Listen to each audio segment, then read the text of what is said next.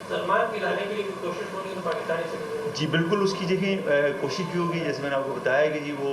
वारदात के बाद ही वहाँ पहुँचा है और उसके बाद नेपाल फरार हो गया, तो एक प्रोसेस है वो हम करेंगे और ज़रूरी बात है कि उसकी गिरफ्तारी के लिए हम सारी कोशिशें करेंगे। अच्छा आज़ाद साहब ये फरमाइएगा कि ज़ाहिर बड़ी अचीवमेंट है और माजी में भी इस तरह के बड़े बड़े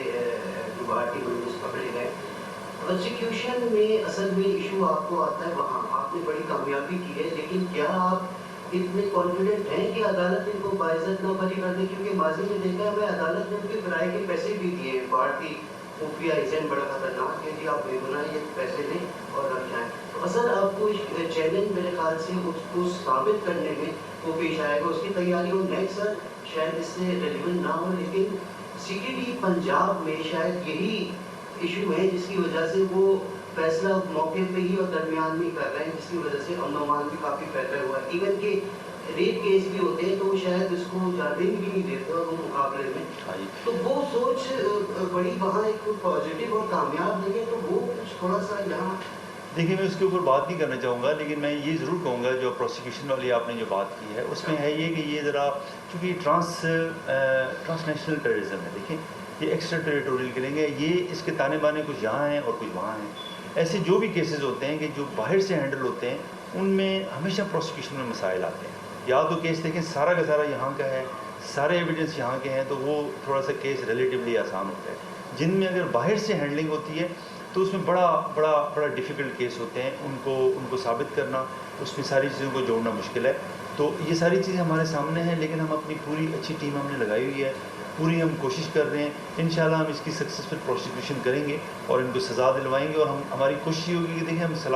सज़ा दिला के डेटरेंस कायम करें इंशाल्लाह। आज़ाद खान साहब, हमेशा हम देखते हैं कि पाकिस्तान जब मजबूत होने जाता है भारत पाकिस्तान के आम शहरियों को शहीद करवाता है, तो भारत पाकिस्तान से क्या खौफ है कि हमारे आम लोगों को भी बम धमाकों में शहीद करा देता है, कभी बलूचिस्तान में, कभी सिंध में, कभी पूरे पाकिस्तान में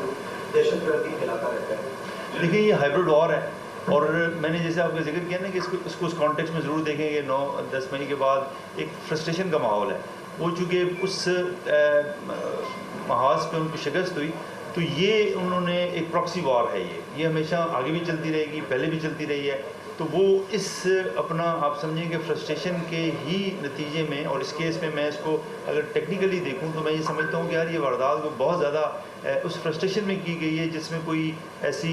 ताने बाने रह गए जिनकी बुनियाद पे ये ट्रेस हुई।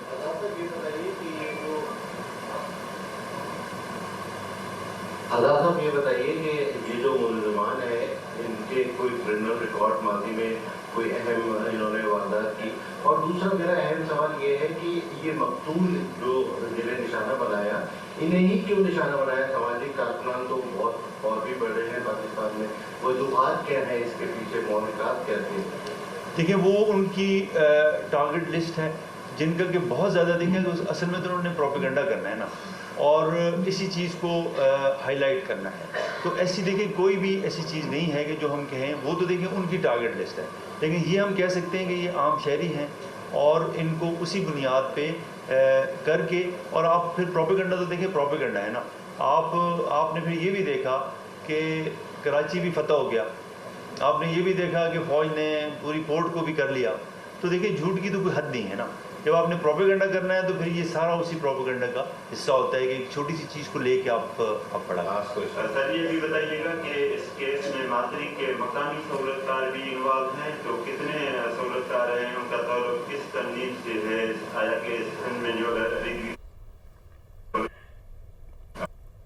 एडिशनल आईजी सीटीडी सिंध और दीगर न्यूज़ कॉन्फ्रेंस कर रहे थे, और इसी पर हम मज़ीद बात कर लेते हैं। डॉक्टर चीमा साहब ने हमें कमर चीमा साहब ने हमें ज्वाइन किया। सर बहुत शुक्रिया आपके वक्त का। सर जिस तरह से आपने गुफ्तगू सुनी है एडिशनल आईजी सीटीडी की, उन्होंने जिस तरह से वो बता रहे हैं, कराची में भारतीय खुफिया एजेंसी रॉ का एक बड़ा नेटवर्क पकड़ा गया है। ना कि सिर्फ सर कराची में, हम बलूचिस्तान में भी देखते हैं यही सूरत हाल है। कैसे देखते हैं आप इस मामले को? बहुत शुक्रिया। देखिए जी, पहली बात आपको याद होगा कुलभूषण यादव जो नेटवर्क पाकिस्तान ने पकड़ा था, तो कुलभूषण यादव तो स्टिल हमारे पास है, उसका नेटवर्क भी हमने तोड़ा था। ये मजीद इन्होंने कोशिशें की हैं कि पाकिस्तान के अंदर लोगों को जो है वो टारगेट किलिंग की जाए, और मैं समझता हूँ इस सिलसिले में इंडिया कनाडा में भी टारगेट किलिंग करता रहा, अमेरिका में भी ये टारगेट किलिंग करते हुए पकड़े गए, तो बैन अल-अक़वामी दुनिया ने ऑलरेडी इसका नोटिस लिया हुआ है। मैं समझता हूँ कि ये जो पाकिस्तान की इंटेलिजेंस एजेंसीज और पुलिस ने ये इम्पोर्टेंट, मैं समझता हूँ कि एक इनको लीड मिली है, और यहाँ से हमें इंडिया को इसके इन्वॉल्व करके इंटरनेशनल कम्युनिटी को इस पर डॉसियर्स भेजने चाहिए, यूएन सिक्योरिटी काउंसिल को बताना चाहिए कि इंडिया किस तरह ट्रांसनेशनल रिप्रेशन में इन्वॉल्व है। ये ट्रांसनेशनल किलिंग्स हैं, दूसरे मुल्कों में जाना, उनके कवानीन तोड़ना, वहाँ पे बंदे हायर करना और वहाँ पे वो हरास फैलाने की कोशिश करना। इंडिया बहुत देर से सस्ती जंग लड़ने के चक्रों में है, क्योंकि महंगी जंग तो उनको बड़ी महंगी पड़ गई है। पहले ही आपको पता है जो उन्होंने 7 मई को हमला किया, 6 जहाज गिरवा बैठे, अपने S-400 जो है वो तबाह करवा बैठे, वो तो नरेंद्र मोदी आज भी अपने लोगों को सवालों के जवाब नहीं दे बैठे। तो ये अजीत डोवल जो है उनके नेशनल सिक्योरिटी एडवाइजर, ये उनका फार्मूला है कि सस्ते बंदे हायर करो और सस्ते और वहाँ पे पाकिस्तान में कत्ल करो और खौफ हरास फैलाओ। तो इसमें भी हमने ये, क्योंकि थोड़ा सा टेक्निकल काम होता है, इसमें लॉ एनफोर्समेंट एजेंसीज की बड़ी कामयाबी है कि उन्होंने इन लोगों तक पहुंचे हैं, क्योंकि इसमें एक मुल्क नहीं 2-3 मुल्क इन्वॉल्व होते हैं, फिर सारी ट्रांजैक्शंस को ढूंढना, और जिस तरह ये एडिशनल आईजी साहब ने सारी ब्रीफिंग दी है, तो मैं समझता हूँ कि इसमें ये राह का पूरा नेटवर्क पर पकड़ना और फिर उनके लोकल हैंडलर्स यहाँ पे पकड़ना जो इस तरह के काम करते हैं, इस पे वो काफ़ी ज़्यादा पैसा तो खर्च कर रहे हैं, लेकिन मैं समझता हूँ कि हमारे पास एक बड़ी एविडेंस है, और वो बड़ी एविडेंस आपको याद होगा कतर के अंदर इनके 9 नेवी के लोग पकड़े गए थे, उनको सजाए मौत दी थी, उन्होंने माफ़ी मांग के वहाँ से लेके आए थे। तो हमारे पास सफिशिएंट इंटरनेशनल जो है वो एविडेंस मौजूद है कि जहाँ पे इंडिया ने ये अपना पूरे का पूरा नेटवर्क जो है वो चलवाया, और इस नेटवर्क दुनिया में तो पकड़ा गया। कनाडा में तो देखें रॉ के ऑपरेशंस बंद हैं। मैं समझता हूँ पाकिस्तान में भी इस चीज़ में हमें इस चीज़ को टेकअप करना चाहिए कि किस तरह FATF की ये खिलाफ वर्जियाँ करते हैं, फाइनेंशियल एक्शन टास्क फोर्स की, ये खुद बातें करते हैं, और देखें इन्वॉल्व किस चीज़ में है कि अगर ये किसी थर्ड मुल्क में बैठ के पाकिस्तान में पैसे भेज रहे हैं, यहाँ से लोग हायर कर रहे हैं, तो ये मैं समझता हूँ बड़ा क्लासिकल केस है, और इस पे जी बिल्कुल ठीक है। डॉक्टर साहब अब आप हमारे साथ ही रहिएगा। सीनियर तज्जियाकार सैयद मोहम्मद अली साहब ने भी हमें ज्वाइन किया। सर बहुत शुक्रिया आपका, जिस तरह से आपने ये गुफ्तगू मुलाहिजा की है, रॉ की माली और लॉजिस्टिक मदद से एक दहशतगर्द नेटवर्क चलाया जा रहा था, जो एक बड़ा नेटवर्क पकड़ा गया है। कैसे देखते हैं आप इस तमाम सूरत हाल को? देखिए, सबसे बड़ी बात यह है कि इससे ये बात साबित हो जाती है कि भारत की जो खारजा पॉलिसी है उसका सबसे इम्पोर्टेंट जो इंस्ट्रूमेंट है वो दहशतगर्दी और टारगेट किलिंग की सपोर्ट है पूरी दुनिया में, चाहे वो कनाडा हो, अमेरिका हो या पाकिस्तान हो। दूसरी बात ये कि इससे एक और जो तशवीशनाक बात सामने आती है वो ये कि पाकिस्तान में सिर्फ ये TTP या BLA BLF ही को सपोर्ट नहीं कर रहे, बल्कि